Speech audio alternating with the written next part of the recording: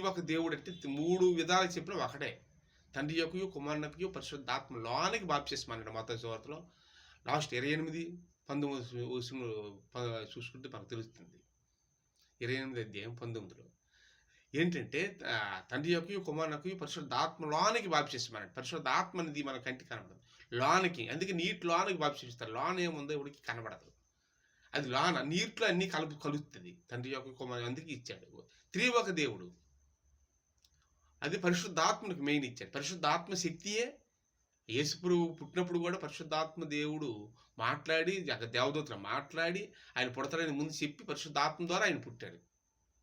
పరిశుద్ధాత్మ ద్వారా అదే పరిశుద్ధాత్మ మనం పొందాలి. పరలోకంలో ఉన్నది పరిశుద్ధాత్మే. మరి ఈ భూలోకంలో ఎక్కడెక్కడ ఉంది దురాత్మ. ఎందుకంటే దానికి నరకం ఉంది.